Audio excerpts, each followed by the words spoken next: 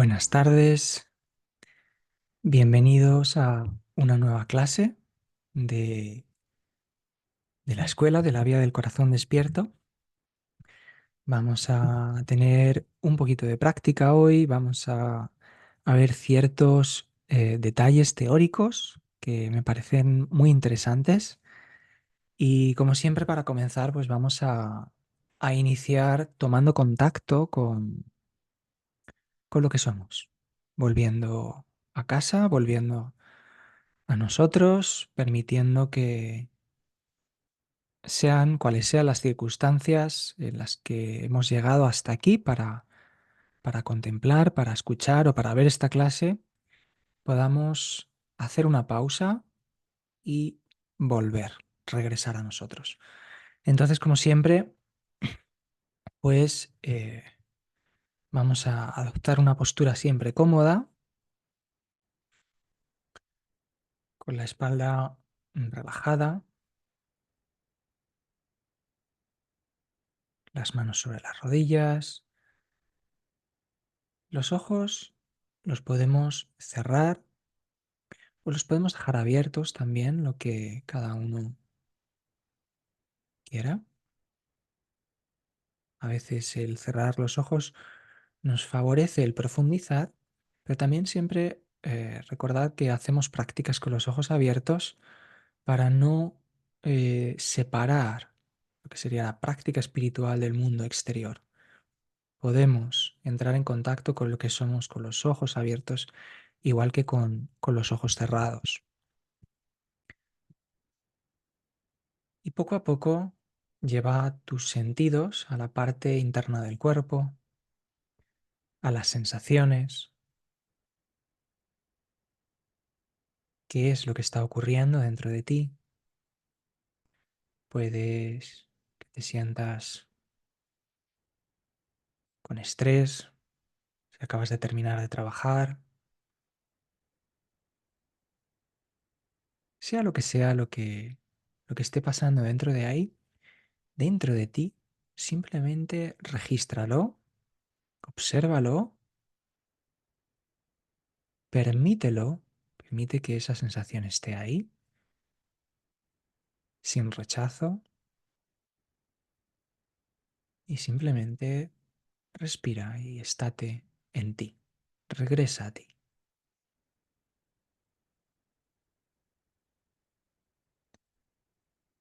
Puedes adoptar como ayuda el hecho de hacer varias respiraciones profundas, como si soltáramos la tensión del día, ¿no? Inhalo profundo y luego exhalo y suelto, relajo, suelto, quito la tensión. Podemos hacer varias respiraciones en ese sentido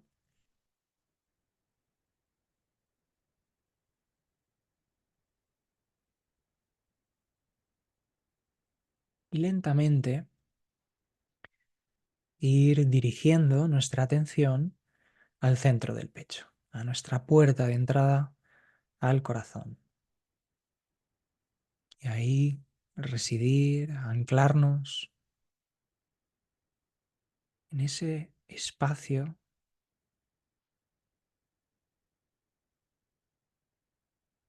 con toda nuestra conciencia.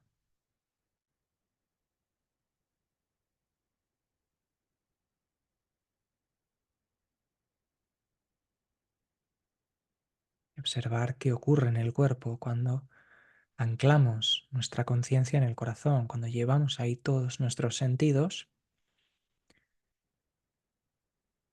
La actitud, la disposición del cuerpo, la disposición de nuestra mente cambia. Se produce un cambio automático.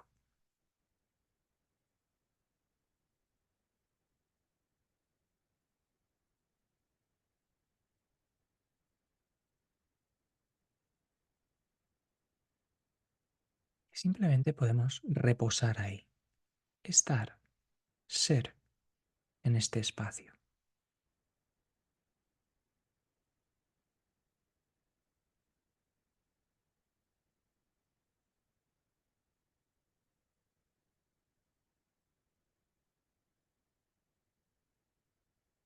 Y ante cualquier pensamiento que surja, lo que vamos a hacer va a ser observar, contemplar ese pensamiento, pero desde la posición en el espacio, en el centro del corazón. Entonces podemos escuchar el pensamiento, podemos verlo pasar, pero nuestra actitud es la de permanecer anclados en el corazón, sin dejarnos arrastrar por esa historia mental del pensamiento. No importa qué tipo de pensamiento sea, que sea lo que esa voz mental diga, vamos a permanecer vigilantes, observando y escuchando desde ese espacio en el centro del corazón.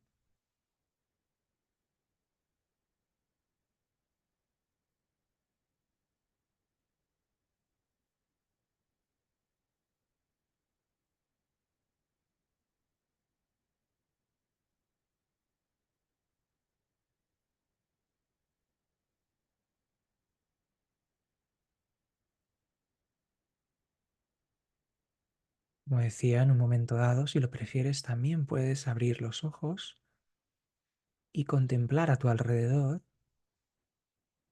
pero con la conciencia todavía anclada en el pecho. Puedo mirar, puedo interaccionar con el mundo externo sin perderme en él, manteniendo la conciencia interior.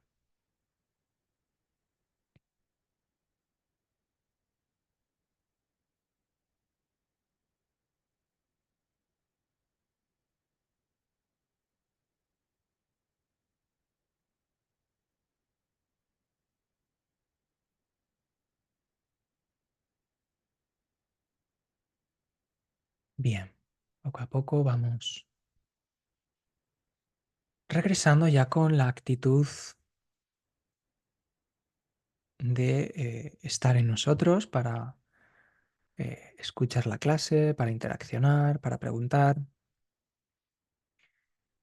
Y bueno, en esta clase vamos a tratar un tema importante, o que al menos a mí me parece importante, y va a ser un poco en busca de claridad, ¿no? Respecto a nuestro camino, sobre las diferencias fundamentales que existen entre estar, como estamos aquí, en la vía del despertar espiritual, es decir, en tener una vida en la que la espiritualidad forma un papel importante, tiene un papel eh, o juega un papel dentro de nuestros quehaceres, tenemos ahí la parte espiritual, respecto a una vida totalmente, digamos, ordinaria, ¿no? Ordinaria no de una manera despectiva, sino en el sentido de desprovista de espiritualidad. O si queremos ser más precisos, una vida que está desprovista de trascendencia o de búsqueda de trascendencia, que es en lo que estamos aquí, ¿no?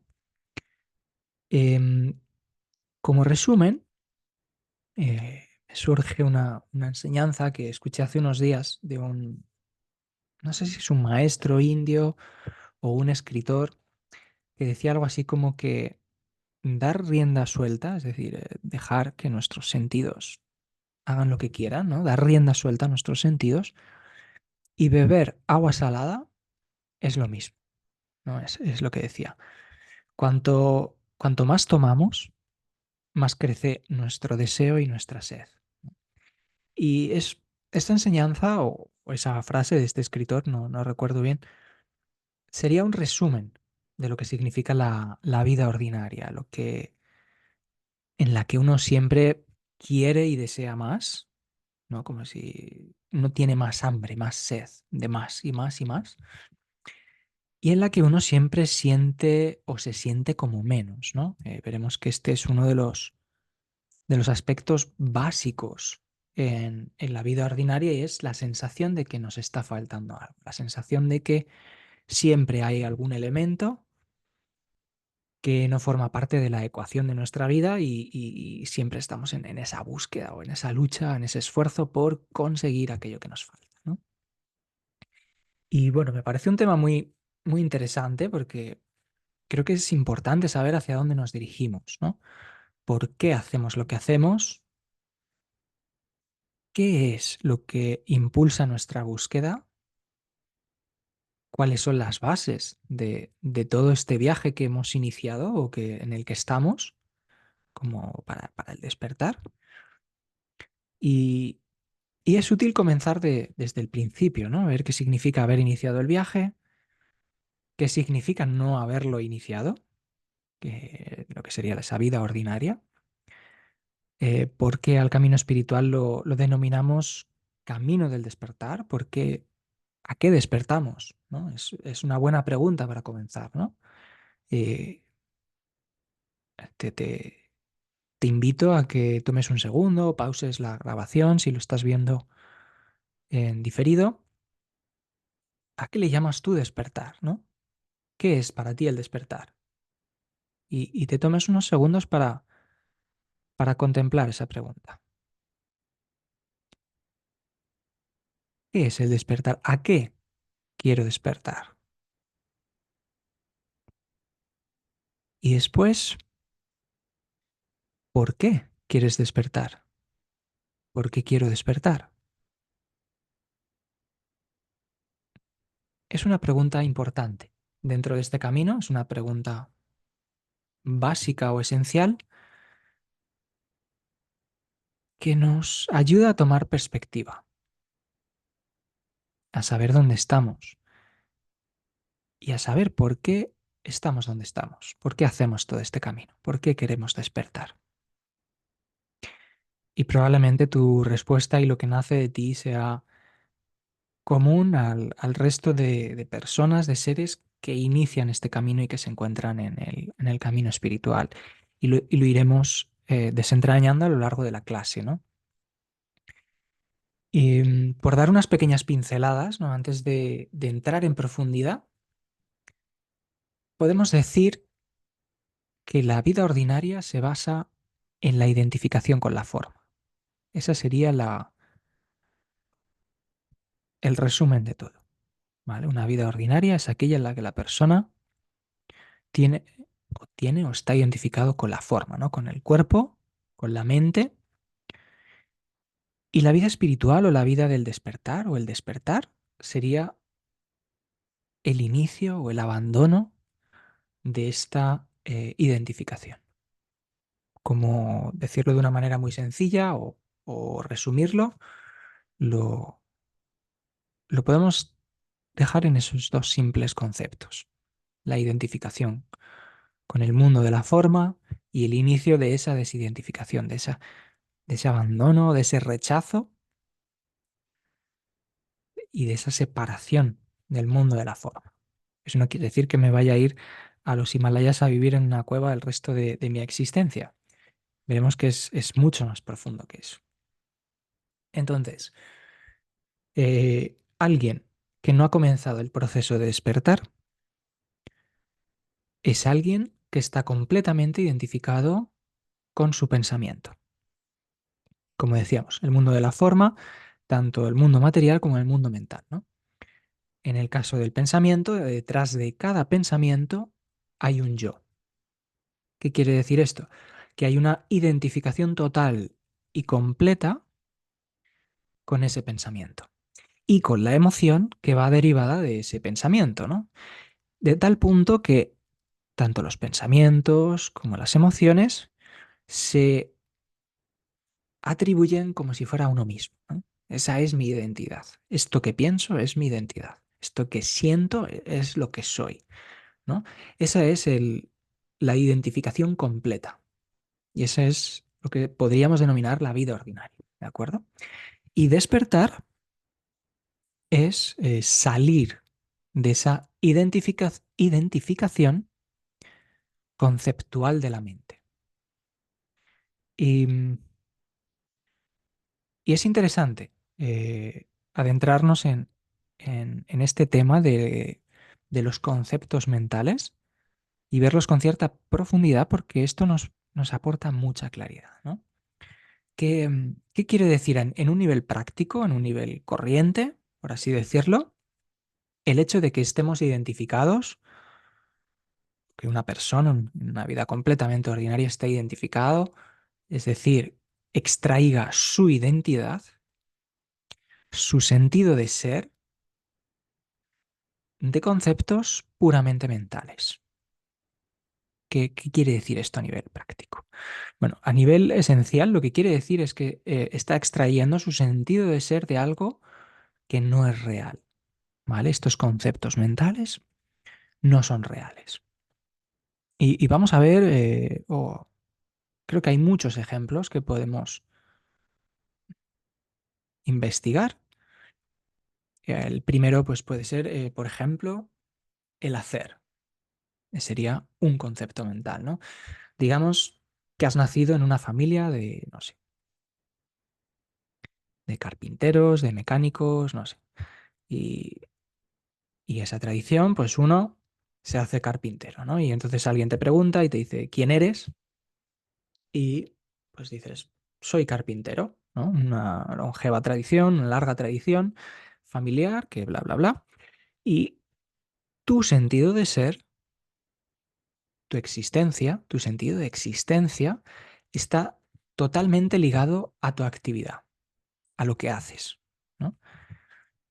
Pero si uno desde fuera pregunta, pero eso es lo que eres un carpintero, ¿eso define toda tu existencia? No, ¿de acuerdo? Ese es tu trabajo, ¿no? Por mucha tradición, por muy bueno o mucha habilidad que tengas en lo que haces, el hacer no determina quién eres, ¿no? Eso es un concepto mental, una idea, que además es muy común y muy extendida en el mundo, sobre todo occidental, que dice yo soy lo que hago. Y también intentamos, digamos, etiquetamos o catalogamos a las personas en base a lo que hacen también, ¿no? Ese es lo que hace, ese es su trabajo.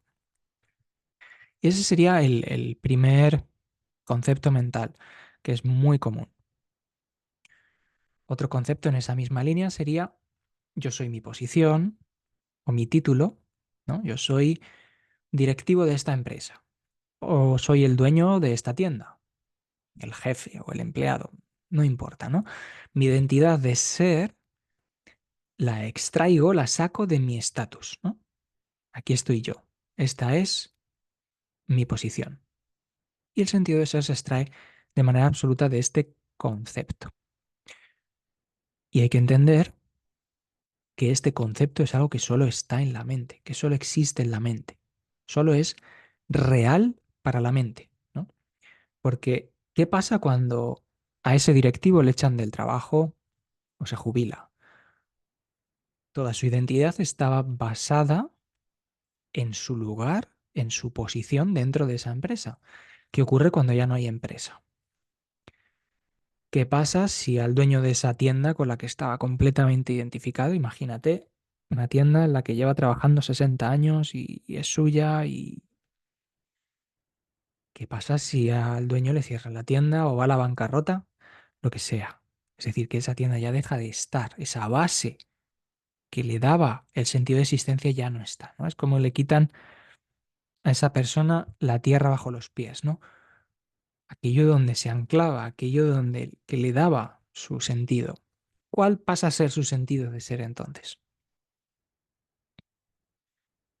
Entonces, esto es una cuestión muy importante, ¿no? Si baso mi sentido de existencia en algo que va a llegar a término, ¿qué ocurrirá cuando ese algo ya no exista? Eso es importante tenerlo en cuenta dentro de de las personas que nos encontramos en el camino del despertar, aunque ahora estamos viendo un poco lo que sería la base de la vida ordinaria respecto a esto de los conceptos mentales, ¿no? Y respecto a esta persona o a las personas que eso a lo que le dan su sentido de existencia, de pronto pasa a ser otra cosa o deja de existir, tenemos el concepto de la pérdida, ¿no? Yo tenía una empresa y ahora la he perdido. Yo tenía una pareja o una relación, una familia y ahora se ha perdido, ¿no? Se ha roto o uno de sus miembros ha fallecido, ahora soy viudo, viuda, lo que sea. ¿Qué pasa? Que desde ese momento algo muy común es sacar, extraer mi identidad del sufrimiento asociado a esa pérdida, ¿no?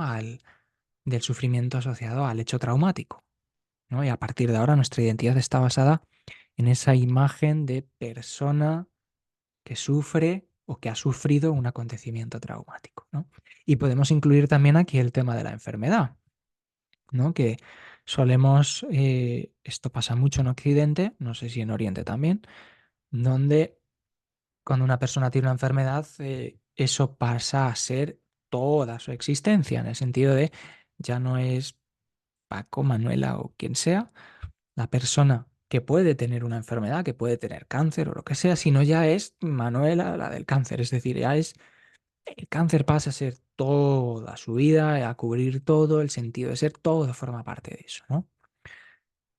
Ese sería otro concepto mental. Tú no eres tu enfermedad, tú no eres el proceso que le está ocurriendo a tu forma, a tu vehículo, a tu cuerpo, que sería la enfermedad. Tú eres un ser cuya forma, cuyo vehículo está teniendo una enfermedad, está teniendo un proceso infeccioso, lo que sea, ¿no?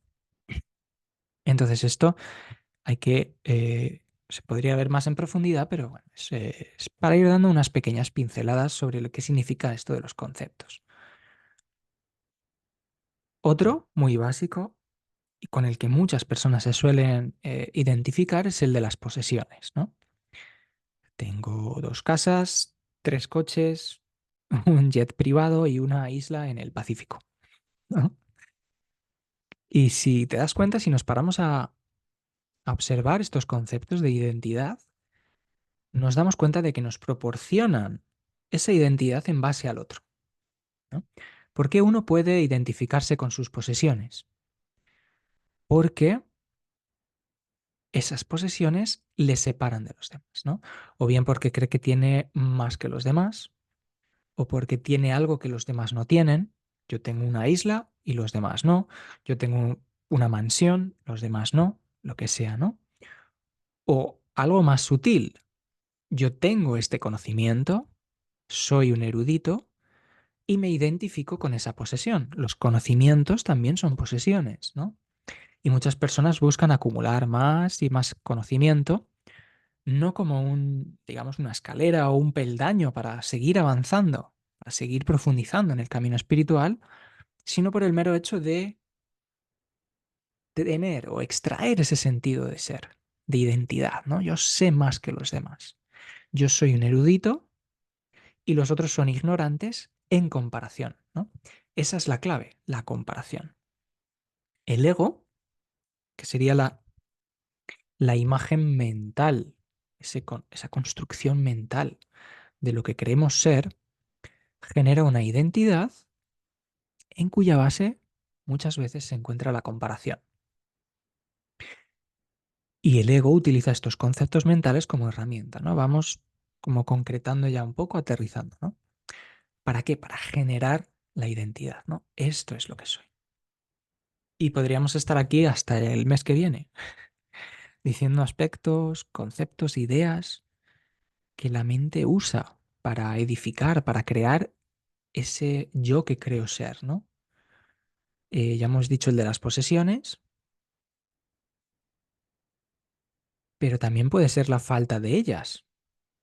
Uno puede tomar su identidad de la falta de posesiones o la particularidad de las cosas que uno tiene, de las cosas que uno posee, ¿no? Como el caso de la isla, ¿no? Yo tengo una isla.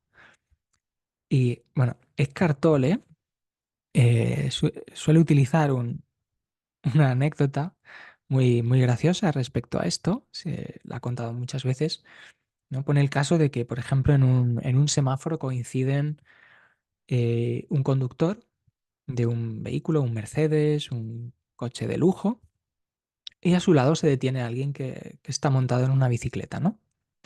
Y entonces, pues, ¿qué piensa uno y qué piensa el otro, ¿no?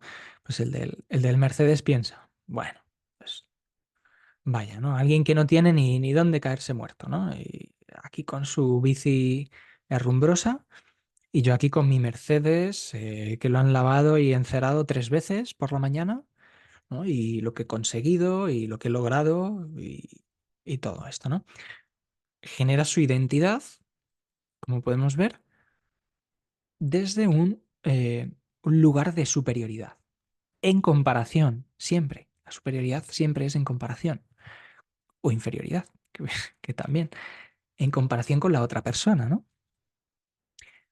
¿Y qué hace el otro, digamos, ego? El que está montado en la bici, ¿no? Pues el que está montado en la bicicleta piensa, pues, mira a este, ¿no? Con su máquina de hierro, contaminando, ensuciando el aire, llenándolo de ruido, y yo estoy aquí con mi bicicleta, más limpia, más ecológica, ¿no? Más consciente con el planeta.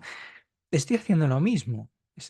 Los dos están haciendo lo mismo. Los dos se sienten superiores, buscan, mejor dicho, sentirse superiores al otro, y de esa superioridad, el uno a nivel material y el otro, una superioridad, podemos decir, psicológica o espiritual, de esa superioridad o de ese sentimiento intentan extraer su sentido de ser, su sentimiento de identidad de ser, ¿no? Es un ejemplo muy gracioso. Os recomiendo que lo veáis. Seguro que lo podéis encontrar. Él lo cuenta mucho mejor que yo. Pero básicamente esa es la idea, ¿no? ¿Cómo extraemos nuestro sentido de ser de cosas que son puramente mentales, ¿no? También podemos hablar de las personas que toman su identidad del color de la piel. Yo soy blanco, tú eres amarillo, lo que sea. O de algo que sucede en el mundo desde el principio de los tiempos, que es la identificación con el sexo, ¿no? Yo he nacido hombre y me siento superior por haber nacido así. O he nacido mujer y extraigo toda mi identidad del hecho de que el cuerpo en el que habito, en el que tengo esta experiencia, este vehículo, esta experiencia humana, es el de una mujer, ¿no? Y esto sucede mucho en el camino espiritual también, ¿no? Personas que siguen un camino, que practican, que tienen un compromiso y a la vez están totalmente identificadas con la forma, ¿no? Yo soy un hombre, yo soy una mujer, ¿no? Y por supuesto en el ámbito espiritual, ¿no? En el ámbito más mm, ordinario, entre comillas, en el caso más superficial, ¿no? Pues yo soy guapo, soy guapa, etcétera. Saco mi identidad, extraigo mi sentido de identidad de la belleza del cuerpo, de la belleza de la forma, ¿no? Pero podemos extrapolar estas ideas a estos conceptos mentales a todo lo que se nos puede ocurrir, ¿no? Eh, por ejemplo, al lugar donde vivo. Yo soy de Madrid, yo soy catalán, o a la religión, yo soy cristiano, o soy budista, o soy musulmán, o lo que sea, ¿no? Siempre que mi identificación reside en una idea o concepto mental que nos da una identidad, un determinado valor con el que compararme a los demás, he caído en la trampa de él, ¿no? Yo te puedo preguntar, ¿eres mujer? ¿Eres realmente mujer? ¿O eres madrileña? ¿O carpintera? ¿O erudita? ¿O dueña de una empresa? ¿O tienes el proyecto X? ¿Eso es todo lo que te define? No. Todo eso son conceptos temporales, son conceptos que no son permanentes y por tanto podemos afirmar que no son reales, porque todo lo que no es permanente no es real, ¿no? Porque, ¿qué le sucede a todo eso cuando nos sobreviene la muerte? Porque eso sí que es permanente, es decir, la muerte es algo que todos vamos a atravesar. ¿Seguirás siendo mujer? No. ¿Seguirás siendo madrileña? Poco.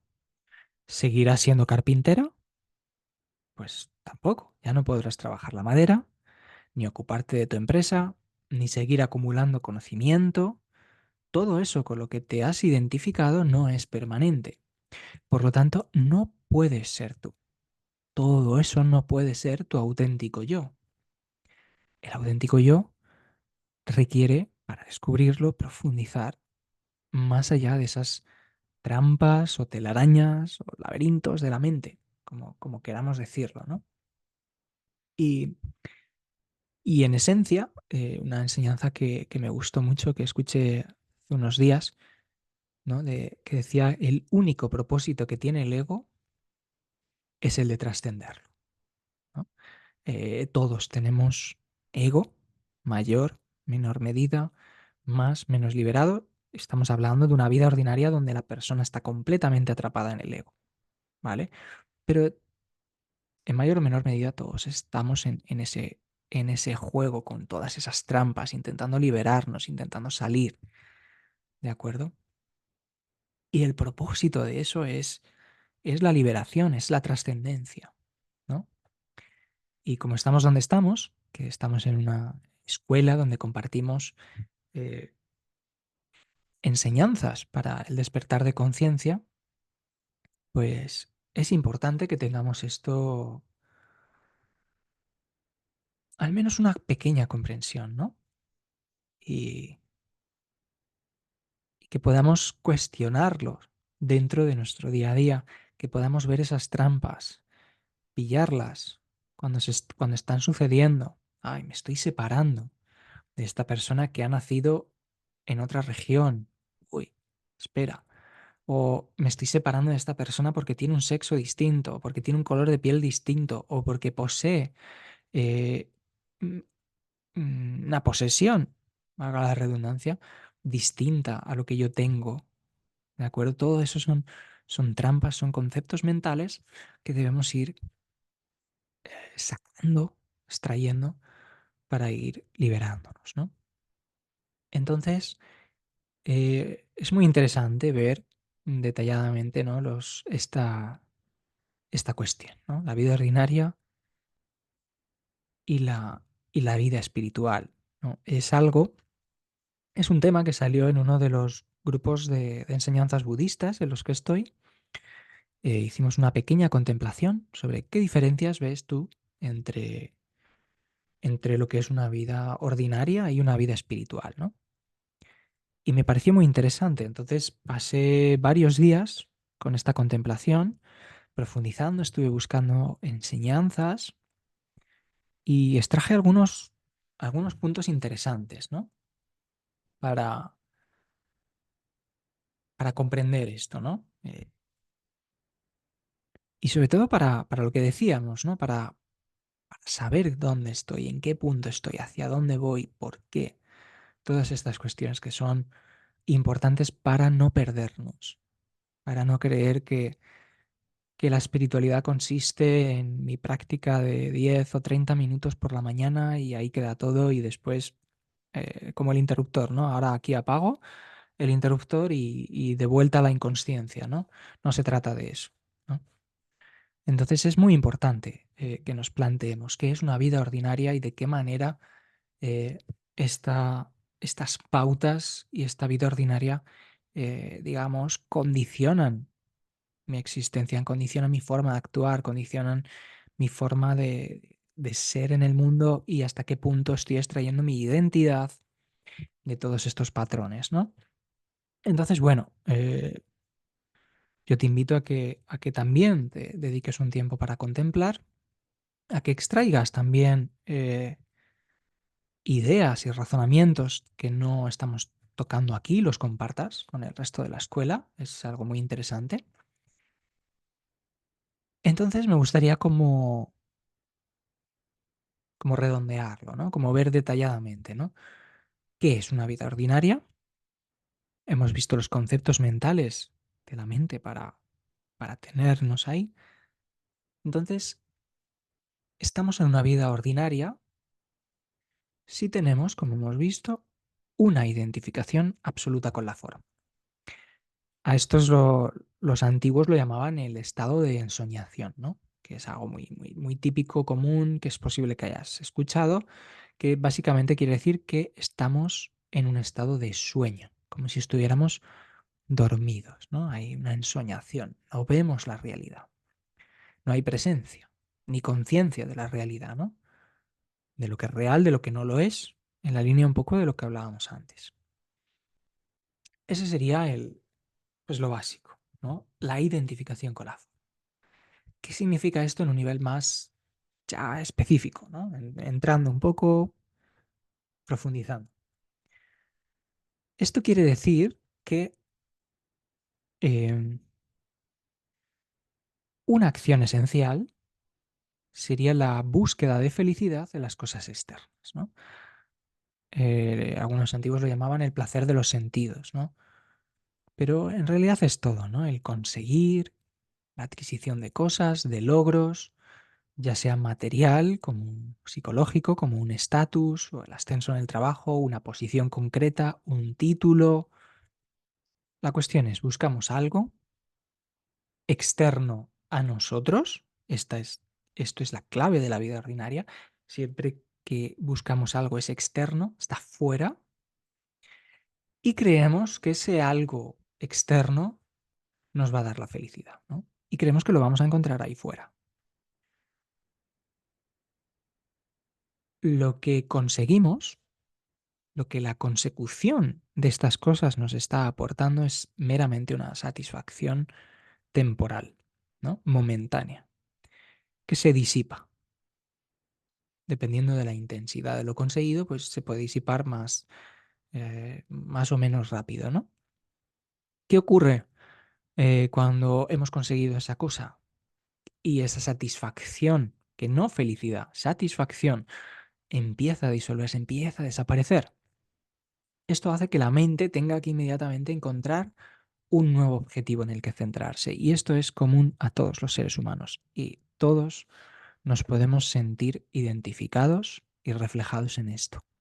¿De acuerdo? Esto que he conseguido, que he luchado tanto por conseguir, vaya, pues parece que al cabo de un tiempo ya no me proporciona la felicidad o la alegría o aquello que buscaba, ¿no? Parece que esto no es, ¿no? Y entonces, pues va a ser eso otro, ¿no? Creo que es eso otro. Y entonces enfoco todas mis energías en ello, en esa otra cosa. Y es un círculo vicioso en el que en el que estamos y no nos damos cuenta, siempre deseando, siempre queriendo algo externo que no poseo en estos momentos. Y no solo que no poseo en estos momentos, sino a ese algo externo le estoy colocando un aura, por así decirlo, de salvación, ¿no? O bien eso me dará la felicidad, o bien eso resolverá mis problemas, que también es muy común. Por ejemplo, si tengo problemas financieros, pienso que si tuviera dinero, eso resolvería mis problemas. Si tengo no sé, un estado de profunda soledad, de depresión por sentirme solo, si tuviera la pareja perfecta con la que compartir mi camino de vida, etcétera, etcétera, eso resolvería mi problema o eso me daría ya la plenitud o la felicidad. Si vivo en un lugar que tengo problemas con el vecino, si viviera en otro lugar, entonces eso, de acuerdo, es fácil ver la línea, ¿no? de la mente, cómo busca en aquello que no tengo la solución a la felicidad. Lo que estamos buscando de fondo todos, como seres humanos, como seres, es esa felicidad, es esa plenitud. Y en la vida ordinaria lo que hacemos es centrarnos externamente en encontrarlo fuera. ¿Vale? Esa sería, digamos, una parte clave. Otra parte sería la identificación total con los condicionamientos. Es decir, tus palabras, tus pensamientos, tus emociones y tus acciones son derivadas de las experiencias del pasado, ¿no? Derivadas de un condicionamiento que tiene muchos elementos, ¿no? Tiene un elemento familiar, de la familia en la que uno ha crecido, de las relaciones, sean de amistad, de pareja, a lo largo de la vida, y un condicionamiento también muy importante que sería el condicionamiento cultural, ¿no? Del lugar en el que has nacido, el lugar en el que has crecido y el lugar en el que vives, ¿no? Si hay una diferencia entre ambos. todo eso, todas esas influencias, condicionan o han condicionado una forma de actuar que el ser humano que vive una vida totalmente ordinaria cree que esa forma de actuar es ella misma. Es decir, considera que es una forma de ser, ¿no? Esto es lo que soy. Y esto es lo que soy o este soy yo, es a lo que denominamos ego, ¿no? Y el ego no es lo que eres, de nuevo, es muy importante dejarlo claro. Eso no es lo que somos, sino esa es la imagen de lo que crees ser, ¿no? Es una construcción mental a la que uno ha ido sumando experiencias, uno ha ido sumando condicionamientos, ¿no? Es como ir poco a poco pintando un cuadro o un autorretrato, ¿no? Con pinceladas que proceden de un tiempo pasado, de experiencias, ¿no? Y al contemplar entonces ese lienzo a lo largo de los años dices, mira, este soy yo, ¿no? Y este soy yo tiene unas formas de actuar, de pensar, de ver la vida, ¿de acuerdo? Una, podríamos decir, manera habitual, ¿no? Esto es muy, muy típico, es un detalle importante, ¿no? De la vida ordinaria. La manera habitual de interpretar las cosas, de reaccionar a las cosas, de vivir las cosas de una determinada manera, ¿no? Todo eso está guiado por patrones mentales, por las expectativas de esa imagen, ¿no? Que creo ser. Tiene unas determinadas expectativas respecto a tu día, respecto a tus relaciones. Y de esa manera, pues también recalcamos lo de habitual, ¿no? Porque se repite una y otra vez. Y ese condicionamiento, esa manera habitual, determina lo que vivimos en gran medida, pero sobre todo el cómo lo vivimos. Porque aunque las circunstancias sean nuevas y frescas cada día, uno lo repite y uno reacciona ante circunstancias similares de la misma manera, continuamente, continuamente, continuamente. Entonces, este es un aspecto muy importante de las personas que se encuentran en la vida ordinaria y están, eh, digamos, atrapados por sus condicionamientos y no son conscientes de que esos condicionamientos no son ellas, no, digamos, constituyen su sentido de ser, ¿de acuerdo? Eso es muy importante, ¿no? Entonces te invito a hacer otra contemplación ahora, a que puedas investigar, ¿no? ¿Qué acciones, qué pautas o qué patrones que ves en ti, en tu día a día, te gustaría pues cambiar, ¿no? O erradicar, que ya no estuvieran? ¿Qué acciones o patrones te gustaría transformar, ¿no? Te invito a que pauses un poco el vídeo,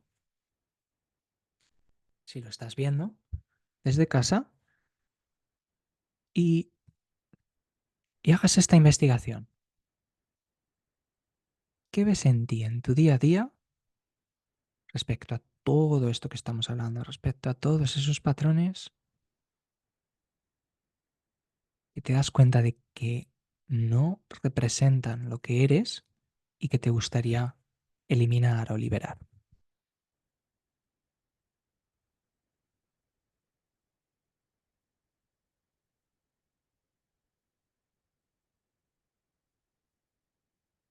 Quizá puede que encuentres como en determinados momentos de tu día o en ciertas situaciones, pues a lo mejor aparece la queja o la crítica o el juicio o la comparación, como hablábamos antes. Hay momentos de tu día donde existe esa comparación, hay sentimientos de inferioridad o superioridad,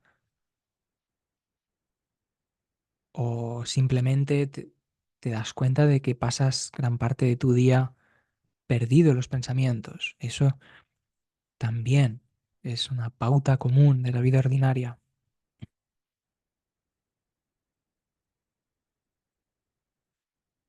O que nos enfadamos cuando las cosas no salen como queremos, o las cosas no se hacen como queremos, a nuestra manera.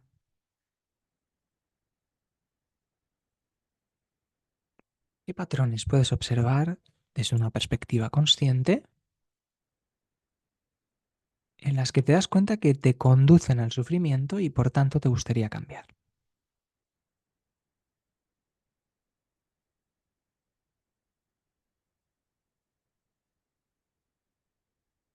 Y también te invito a que tomes unos segundos para anotarlo,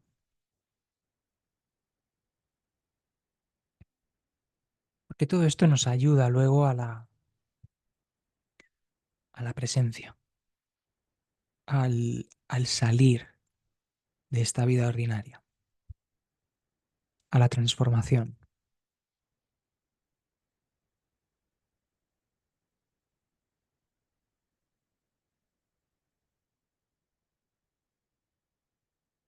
Pero en definitiva, o en esencia, una vida ordinaria significa que uno está o se encuentra atrapado en el ego y a merced, como acabamos de ver, de los rasgos de la personalidad, de los condicionamientos del tiempo. Entonces, ¿cómo podemos investigar hasta qué punto estamos atrapados?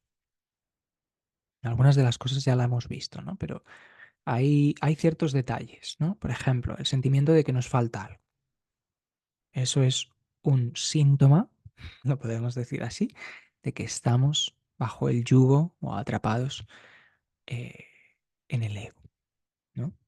Me falta algo, que me complete, que me resuelva, que me dé la felicidad, lo que sea. Ese sentimiento sabemos que forma parte. Hay un sentimiento de vacío que es diferente, que ya lo hemos hablado en algunas ocasiones, ese sentimiento de vacío, ese impulso hacia el autoconocimiento, el descubrimiento espiritual de quién soy, de contestar las respuestas eh, esenciales de la vida. Eso es diferente. Cuando hablamos aquí del sentimiento de que nos falta algo, ese sentimiento de intentar buscar siempre, o de llenar, ¿de acuerdo?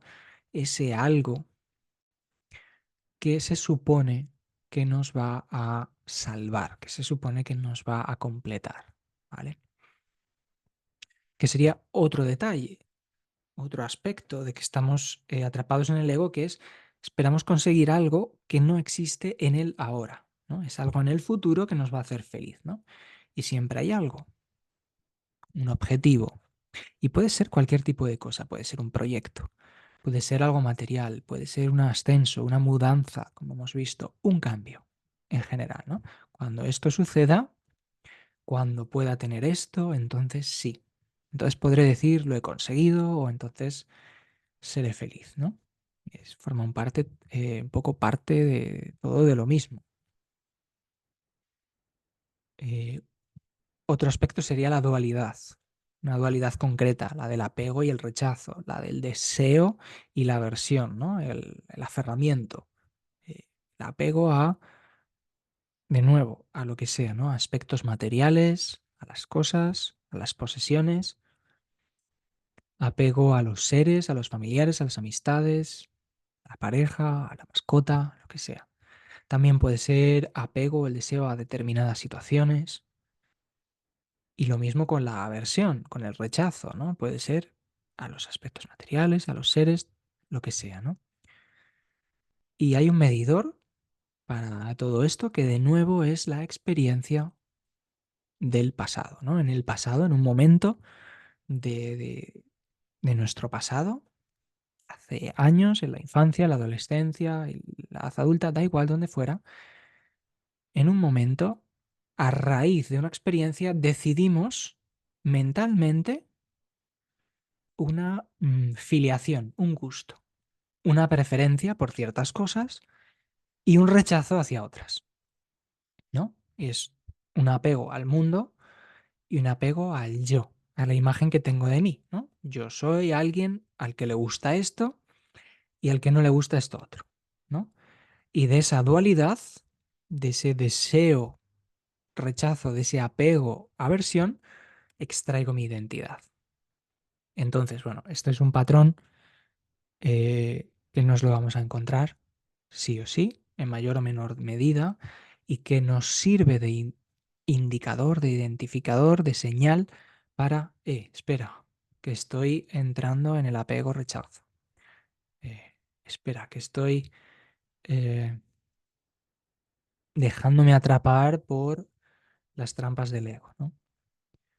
No sé si lo he contado en alguna ocasión, en uno de los textos de Jiddu Krishnamurti, está tomando el té con una persona que le está haciendo una entrevista y casi al final de la entrevista, mm, creo recordar que le dice algo así como, usted todavía tiene preferencias, ¿no? Parece que el té era como muy, muy amargo y la persona pues le costaba tomarlo y le dice, usted todavía tiene preferencias, bébase el té, ¿no? Algo así. Y yo esa enseñanza la uso a veces, ¿no? Cuando de pronto digo, uy, esto me gusta, esto no me gusta. Espera, estoy entrando en ese juego de apego-rechazo, ¿no? Puedo, pues no sé, como, por ejemplo, el zumo de apio, que es algo muy sano, que llevo 3 meses tomándolo, haciendo una purificación para la forma, para el cuerpo, con zumo de apio. Pues dices, "Psst, hay gente que le gusta, a mí me parece que está horrible. A nivel de sabor. ¿Por qué? Porque mi personalidad a lo largo del tiempo ha desarrollado una serie de preferencias y una serie de rechazos. Entonces, cada vez que yo bebo eso y se produce esa o emerge esa sensación de rechazo, ahí estoy yo para decir, es simplemente apio. Tiene el sabor que tiene y lo bebo sin, digamos, hacer ningún juicio de valor ante eso, ¿no? Entonces nos puede servir de ayuda, ¿no? Es un ejemplo un poco tonto, pero nos puede servir de ayuda porque el apego y el rechazo está a lo largo de nuestro día en multitud, en cientos de circunstancias. Esto que me ha dicho no me ha gustado. Esto que me ha dicho no me ha gustado la forma en que me lo ha dicho. Esto que me ha pasado me encanta. Entonces me aferro ahí, quiero más de esto, etcétera, etcétera, ¿no? Entonces es muy importante estar vigilantes respecto a eso, ¿no? ¿Qué más? Bueno, lo que caracteriza en esencia que, que una persona esté atrapado en el ego es, como decíamos, la mayor o menor medida en que esta persona está identificada con la forma y en concreto con el mundo mental de la forma, es decir, con los pensamientos y creencias, ¿no? Que sería un poco avanzar un poquito más o profundizar con lo que ya hemos dicho, ¿no? Cuanta más identificación hay con los pensamientos, más atrapados en el ego, creyendo, ahí está o radica un poco el peligro, que toda esa corriente que circula por la mente es cierta, ¿no? Eso se convierte como en una verdad personal. Uno cree entonces que esa es la verdad, eso que estoy pensando es la verdad, ¿no? Y la tomo como propia, como, como mía, ¿no? Como identidad. Esto es lo que pienso, esto soy yo, ¿no? Esto es importante verlo. Lo vemos mucho en el renacer mental, como cada pensamiento que pasa por la mente, el ego lo cataloga, lo etiqueta como cierto, ¿no? Y cuando uno empieza a observar, a cuestionar, observar primero, ¿no? Y luego a cuestionar la valía de ese contenido mental, de ese contenido de la mente, es cuando uno empieza también a despertar, ¿no? Es un salto.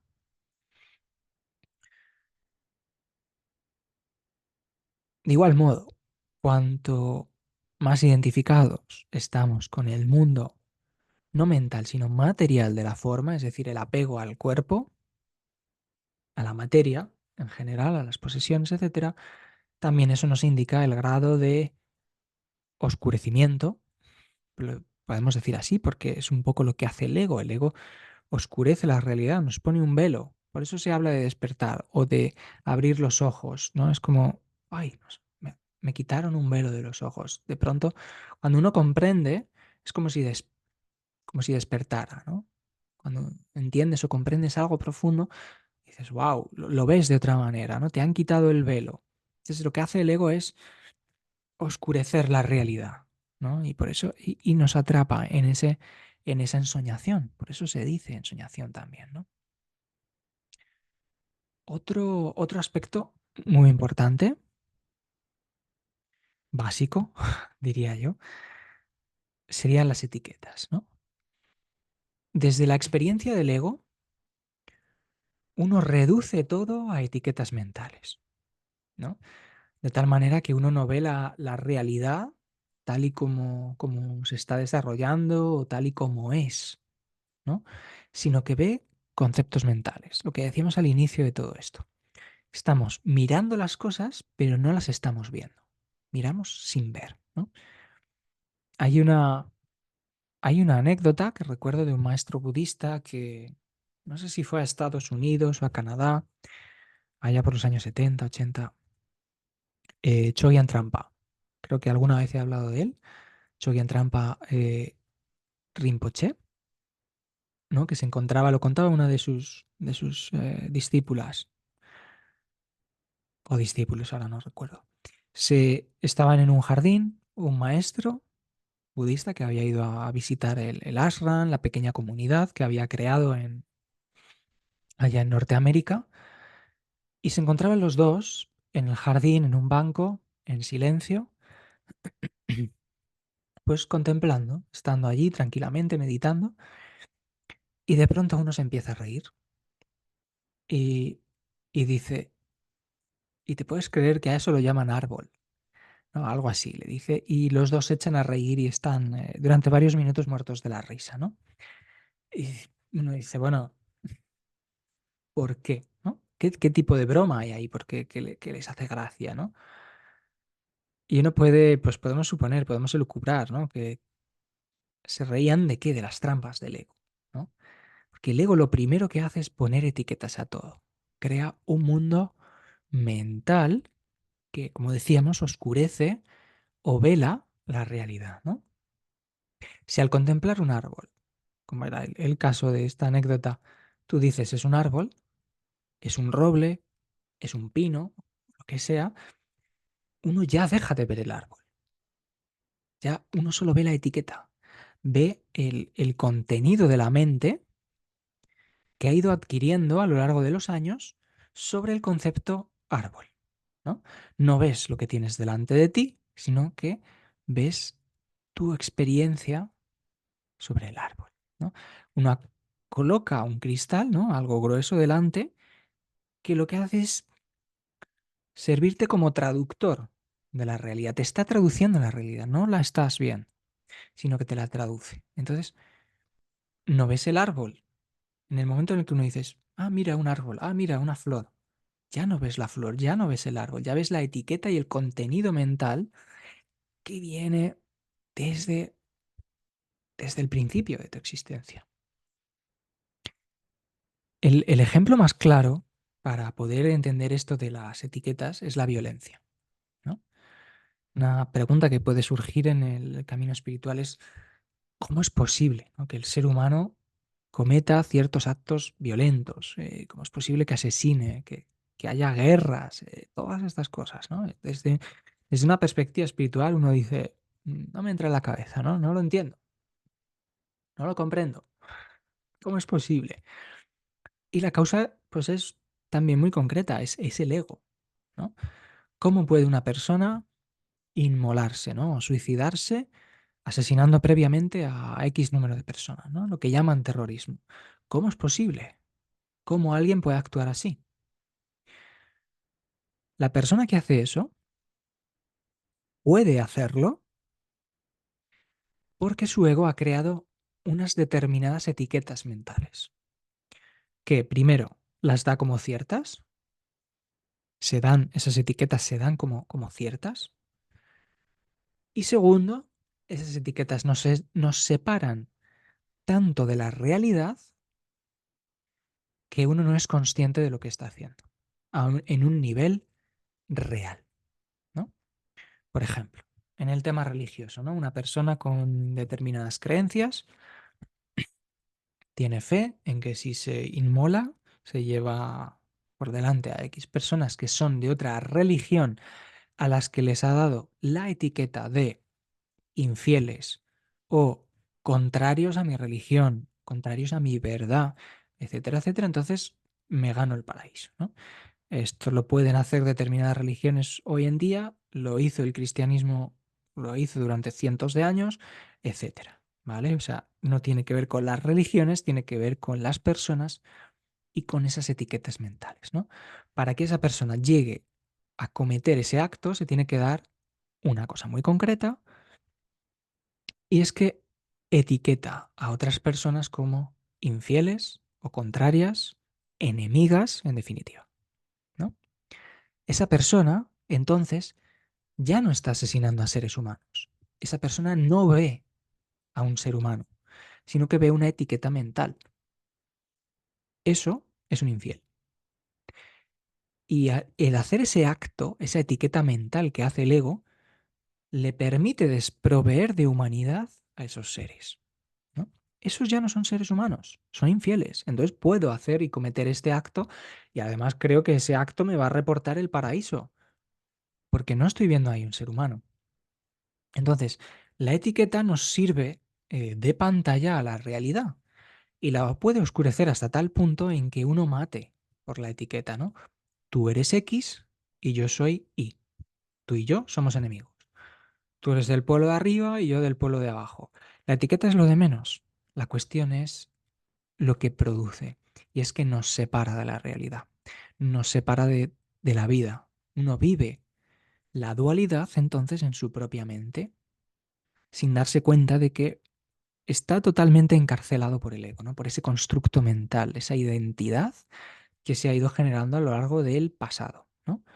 Entonces, no vemos el árbol, pero tampoco vemos al ser humano, ¿no? Ese es del partido político de no sé qué, ese es del equipo de fútbol de no sé dónde, ese ha nacido en la ciudad de no sé cuánto, ese tiene esas creencias. Y así separamos todo, etiquetamos y no vemos la realidad, no vemos al ser detrás de la persona, en él, detrás de los ojos. Eso es una práctica espiritual esencial, ¿no? Cuando vemos al otro, ver más allá de sus ojos, ver el ser que está detrás de la imagen que yo he creado de esa persona, ¿no? Esta persona es de, piensa esto, cree esto, eh, vota este partido, lo que sea, ¿no? Ya le he etiquetado y en base a esa etiqueta ya digo me gusta, no me gusta, me relaciono, no me relaciono, etcétera, etcétera. Y todo eso son cosas del ego, son cosas de ese oscurecimiento que nos hace el ego. Y no nos relacionamos de ser a ser, no vemos al ser en el otro, ¿no? Y en esa línea, el ego siempre, siempre va a encontrar una excusa o, o una justificación para hacer lo que hace, ¿no?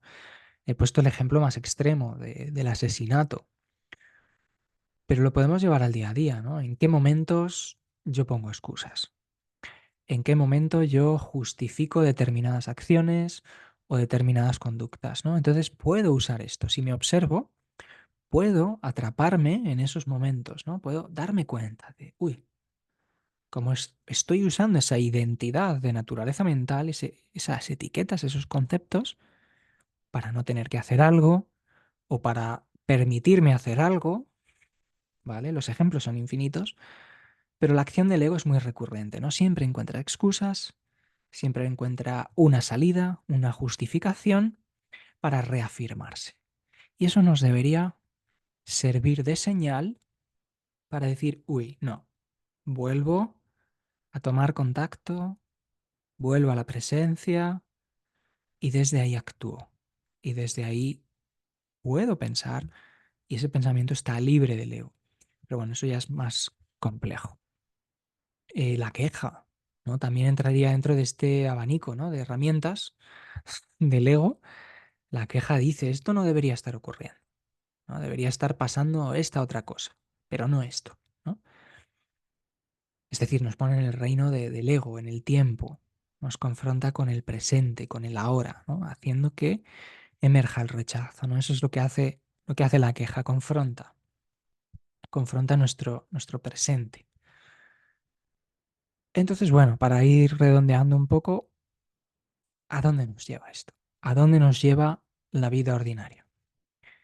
Básicamente nos lleva a la infelicidad y al sufrimiento, ¿no? Y desde una perspectiva espiritual, esto es algo positivo, esto es bueno. ¿Por qué? Porque el sufrimiento es el principal impulso a despertar. El sufrimiento es una puerta que usa la vida para empujarnos, para ayudarnos a despertar. Si, si te preguntas, ¿no? Si piensas en cuándo empezaste a interesarte por la espiritualidad o en tu impulso a profundizar en ella hoy en día, ¿no? Verás que uno de los principales motivos, si no el primero, fue para salir de esa rueda del sufrimiento, ¿no? Es la manera en la que llegamos a la vida espiritual, en la que llegamos al despertar.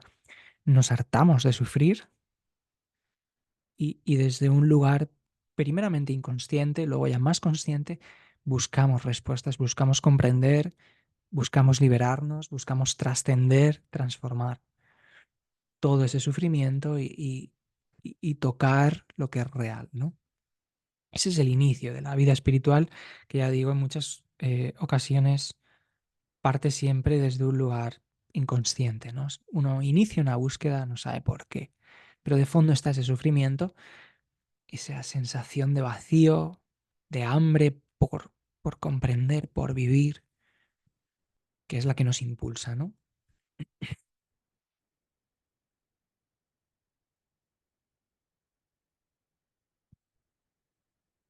Y así llegamos pues a la vida espiritual. ¿Qué diferencias hay entre la vida ordinaria de la que hemos hablado durante todo este rato y la vida espiritual, ¿no? Bueno, la primera diferencia que a mí me vino cuando hicimos esta contemplación hace unos días es que, bueno, básicamente cuando uno comienza a recorrer el camino espiritual es que la mirada se invierte, ¿no?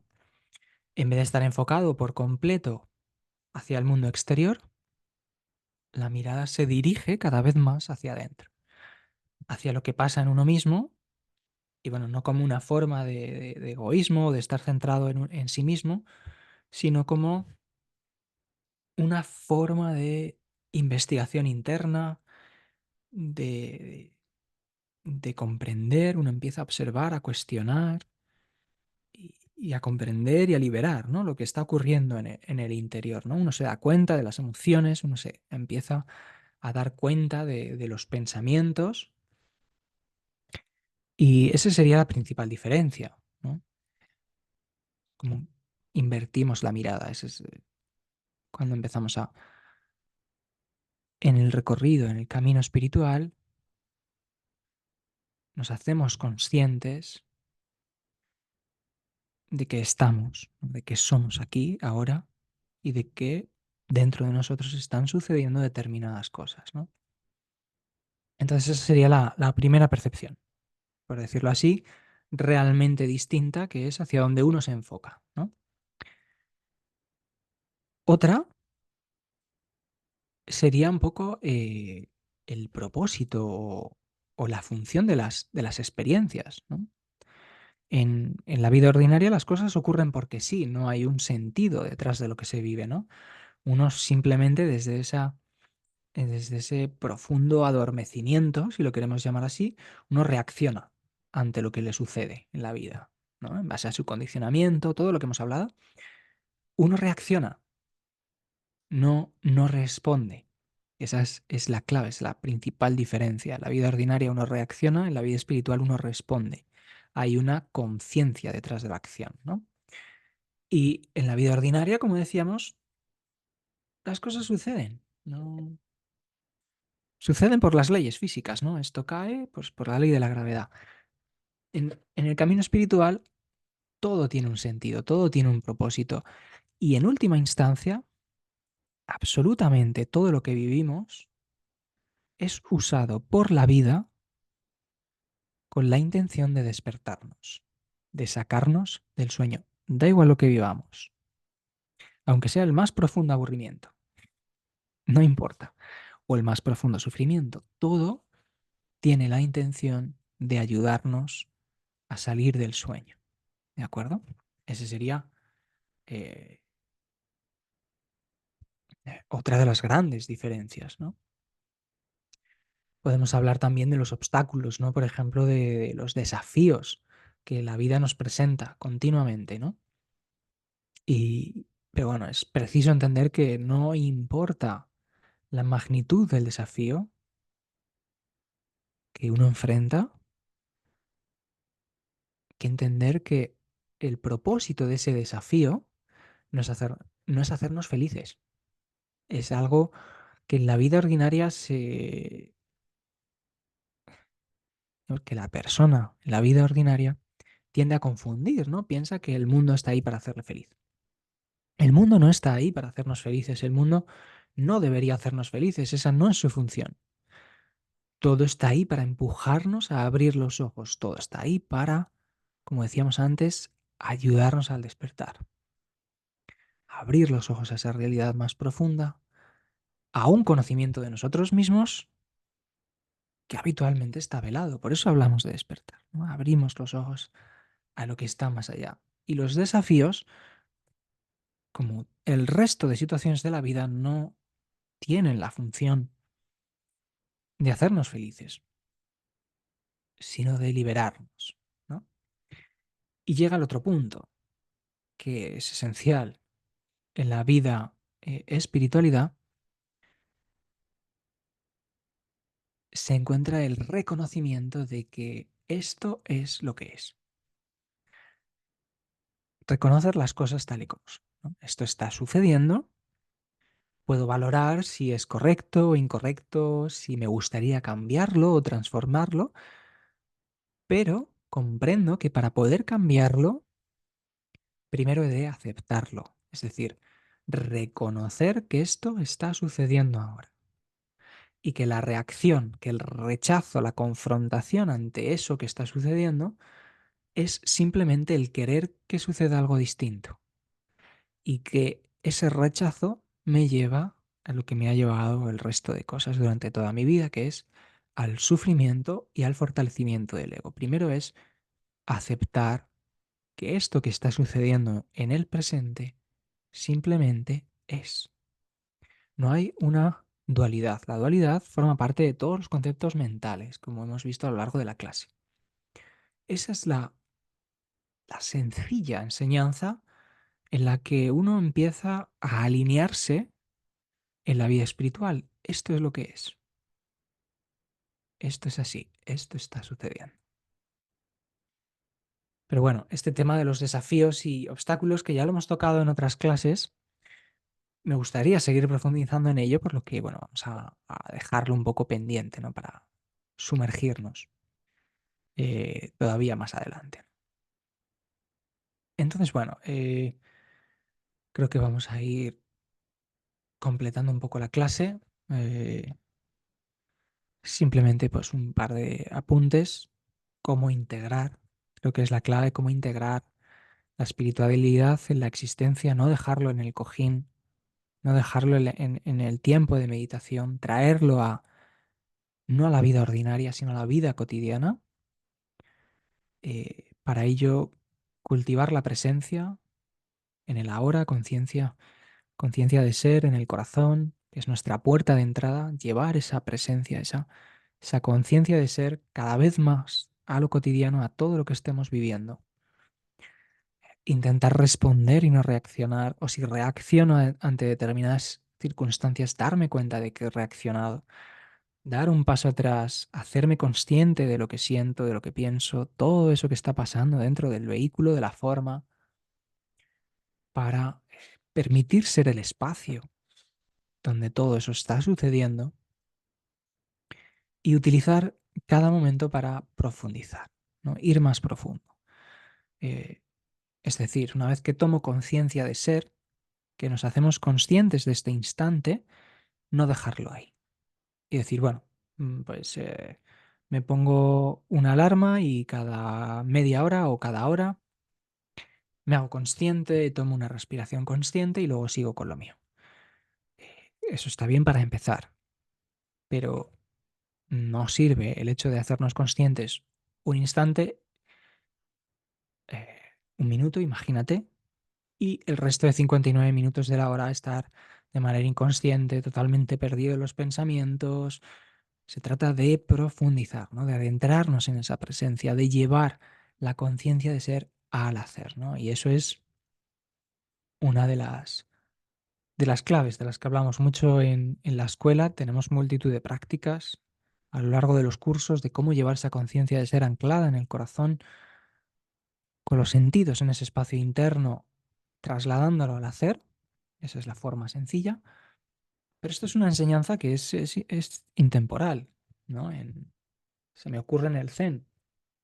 En el budismo Zen tenemos esas mismas pautas, ¿no? El cuento famoso de, no recuerdo exactamente cuál era la pregunta del discípulo que le hace al maestro, pero básicamente es como, bueno, o cuál es el sentido de la espiritualidad o qué debemos hacer para la iluminación, algo así, y el maestro contesta, cuando como, como, cuando camino, camino, ¿no? Es otra forma de decir, de llevar el ser, la presencia al hacer, ¿no? Eh, Otro cuento zen, igual, más o menos igual, le pregunta, ¿no? El discípulo, ¿cuál es la esencia del zen? Y este le contesta, pues, cortar leña, transportar agua, ¿no? Es lo mismo, con la misma enseñanza, con, con distintas palabras, ¿no? Es llevar esa presencia, tomar contacto con el ser cada vez más veces, más, más ahora, ¿no? Y ahora, y ahora, y ahora. Y si estoy bebiendo, ahora bebo, conciencia de ser, ¿no? Ahí tenemos la puerta, ¿no? El punto de entrada a la práctica espiritual, continuamente, en el ahora, en el ahora. Y sobre todo recordar que uno no debe esperar a unas circunstancias propicias, sino que este es el momento perfecto para acceder a esa dimensión más profunda de sí mismo, ¿no? Tenemos muchas herramientas en la escuela, pero la más sencilla está ahí, ¿no? A disposición de todos, volver, tomar conciencia de la parte interna del cuerpo, llevar las sensaciones al pecho, poco a poco, a esa conciencia de ser, yo soy, al corazón, ser en este momento presente, utilizar este instante para acceder a la dimensión interna, de tal manera que podamos pintar o colorear toda nuestra existencia, da igual lo que estemos viviendo, ¿no? Siempre utilizar el corazón como puerta de entrada porque es la más sencilla y la más profunda, la más directa. Lo tenemos en todas las tradiciones, el uso de la puerta del corazón y simplemente ser consciente de que ahora eres, ¿no? Conciencia de ser. Y después, tampoco quedarnos ahí. Profundizar en ese darse cuenta, en ese conocer que soy, que simplemente soy. Y para despedirnos, pues te invito a que cierres los ojos y permanezcas en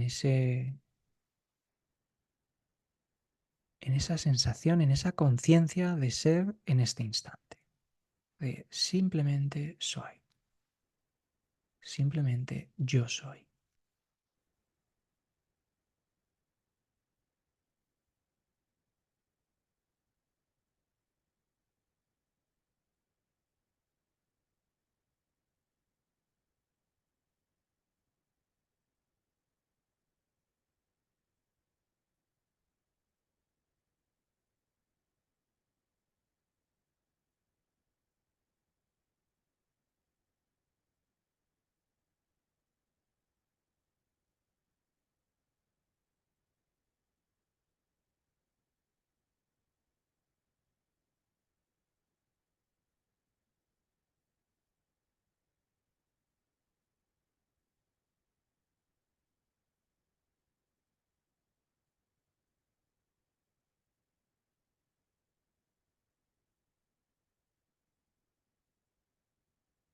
Gracias.